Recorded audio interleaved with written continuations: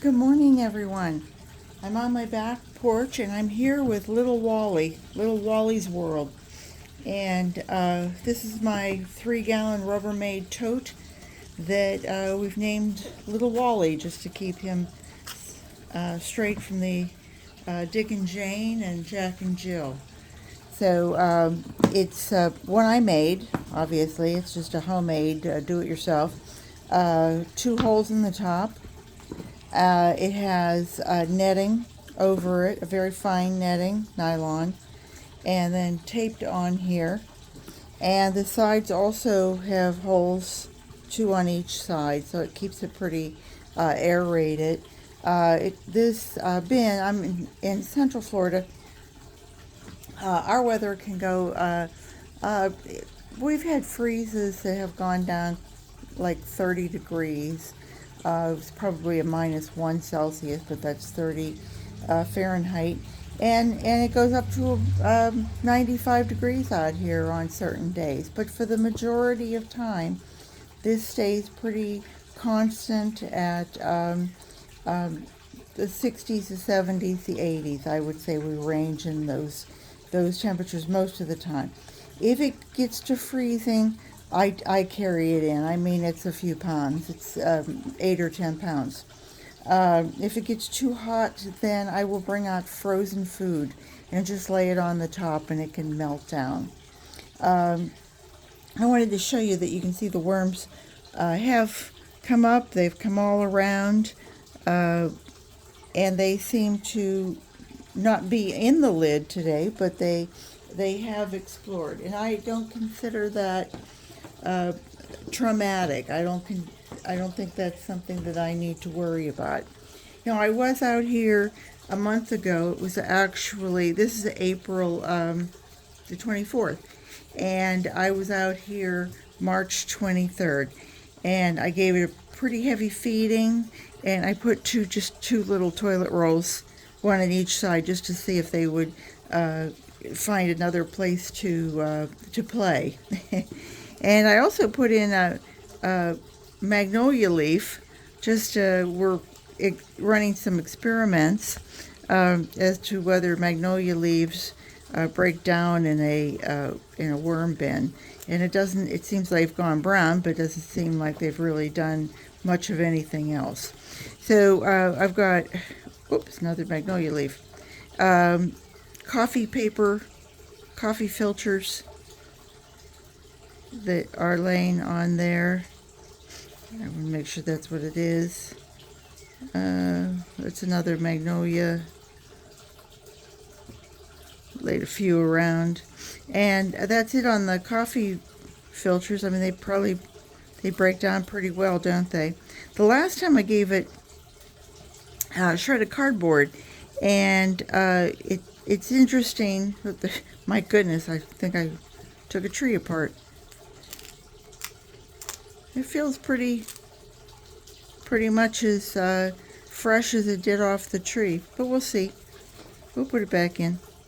You can see some of this shred just kind of finds its way to the top, and I think that's the same with anything. It's the lighter substance, so the other things drop down below. Do you ever notice how when you're out in your garden, if you have really rich soil, that a lot of the times the stones seem to keep finding their way to the top, and you think, my goodness, how could that be? Well, the stone is basically lighter than maybe your heavier soil.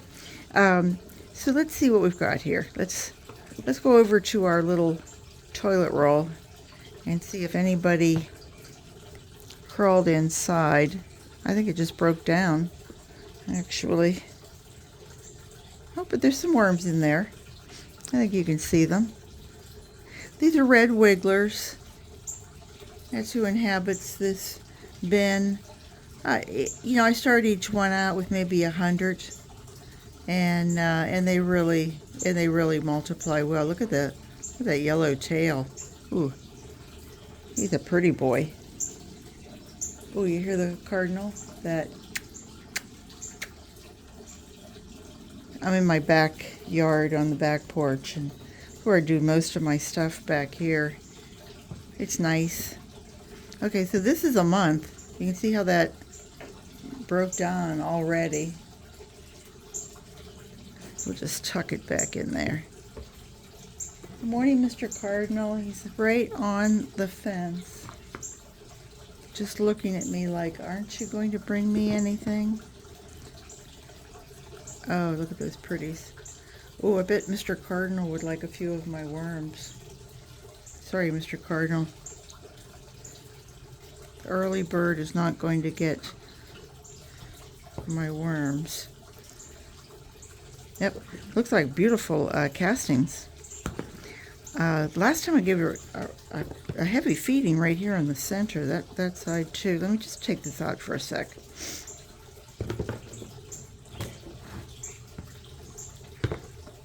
See if we had anybody over here. Worms just seem distributed. I don't see any food left over. I had put quite a bit of food in here in the center.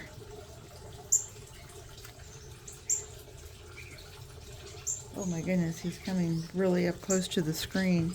I got all sorts of things in there for him to eat in my, my Juicy Fruit Island. You guys have seen that.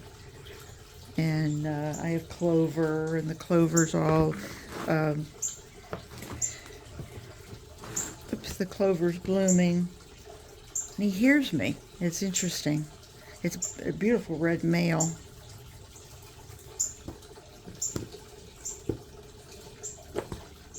Ah, lovely. Lots of worms. Lots and lots and lots of worms. I was trying to get this to bulk up before I actually harvested it, so that I'm not putting it back with just worms. There we go. Again, I don't see anything. Do you see anything? Oh, wait. Hold on. I'm feeling something crunchy.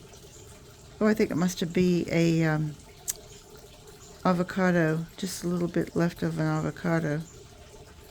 Shell. Sorry, not the avocado itself, but the shell that was in there. Okay, so we're fluffed. Wow. Easy peasy. I wanted to give it a heavy feeding this time. I'm just fooling around with this little bits here and there. Good God. It's another leaf. Must have put the tree in here last time. Okay, so, all right, boys and girls.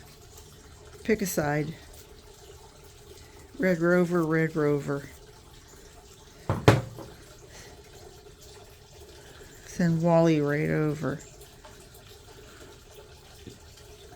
Okay. Big divot. Big divot right down the center. Gonna give it a little handful of bedding. I'm gonna give it all of this fruit. This is a major amount of fruit. This is actually a whole pound of fruit.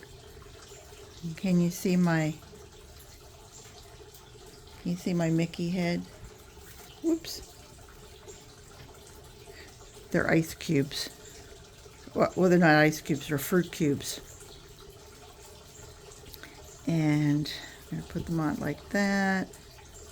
But I think I'm going to lay the... Yeah, well, there's no worms there. That's right. There we go.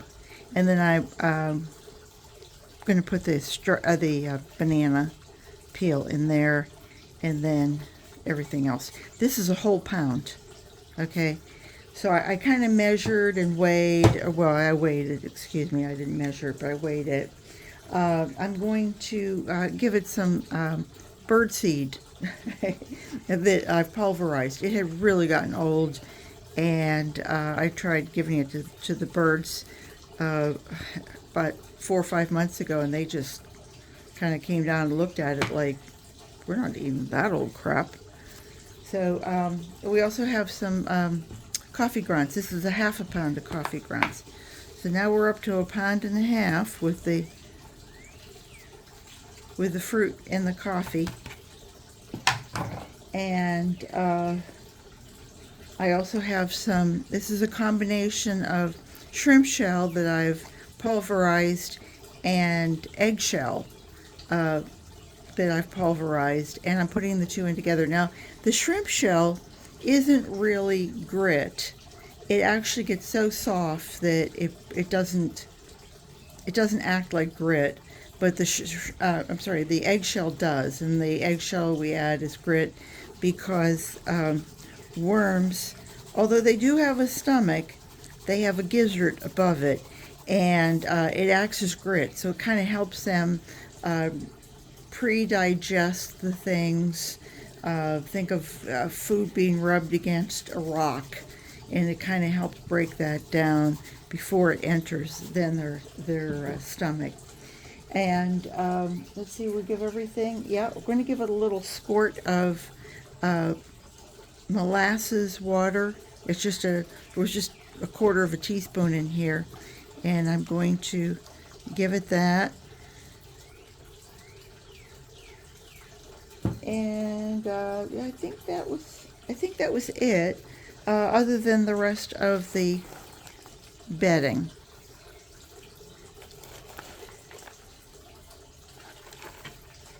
And I ended up, this was only the bedding, so light. That was only 2 ounces.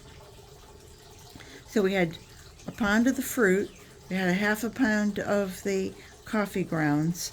We had 2 ounces of bedding. It was about an ounce of the shrimp and eggshell together.